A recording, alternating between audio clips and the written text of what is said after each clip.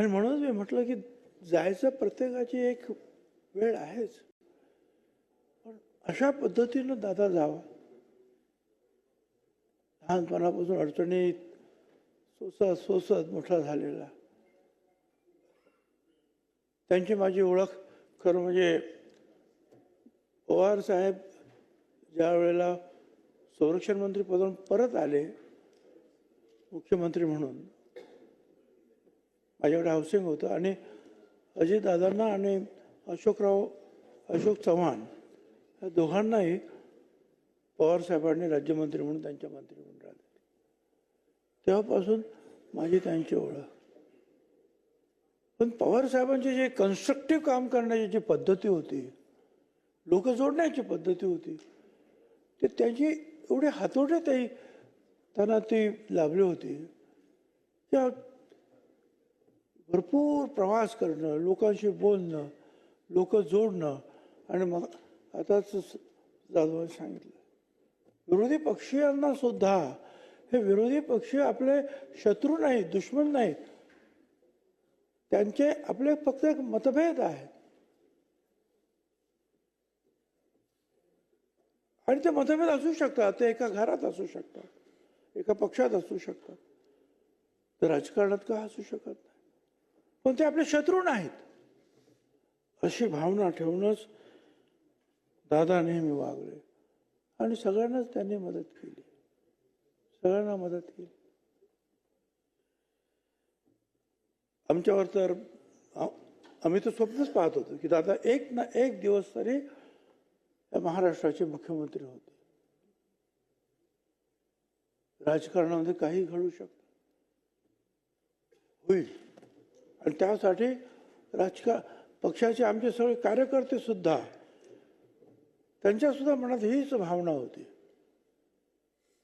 पण अचानक दादा डाव मोडून गेला, सगळं सोडून गेला.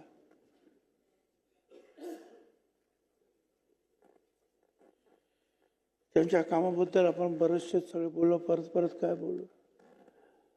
सकाळपासून संध्याकाळपर्यंत नीटनेटकेपणा, वक्तशीरपणा,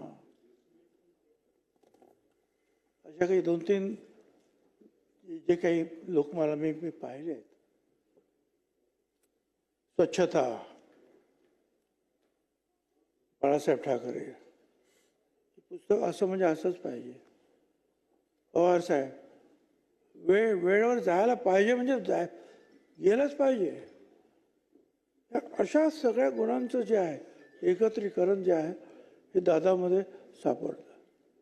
घरामध्ये सुद्धा एखादं चिटोरं पडलं, जवळ कोण नसेल तर स्वतःच उचलून जे आहे ते टाकणार. स्वच्छता, सगळ्या कामामध्ये टापटीपणा, व्यवस्थितपणा.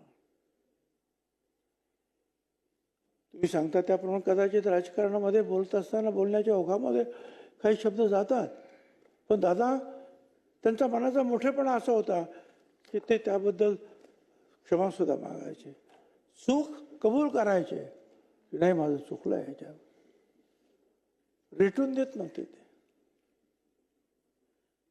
मी अधिक बोलणार नाही, अनेकांना बोलायचं आहे. आणि त्यांच्या मुख्यमंत्र्यांनी तर जवळपास सगळंच त्यांच्या कामाचं वर्णन केलेलं आहे.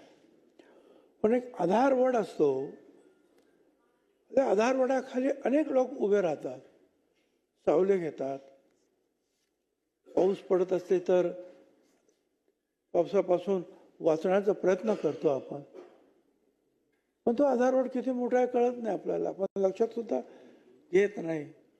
पण तो आधारवड ज्या वेळेला उन्मळून पडतो त्यावेळेला आपल्या लक्षात येतं, अरे ह्याच्या फांद्या किती, ह्याच्या मुळं किती, किती मोठा होता हा आधारवड. दादांच्या बाबतीत अशीच भावना आज आमच्या सगळ्यांच्याच मनामध्ये आहे. फार मोठा आधारवड दादांच्या रूपानं आमच्यात होता आणि आज आम्ही त्यांना मोकलो. मी मनापासून त्यांना,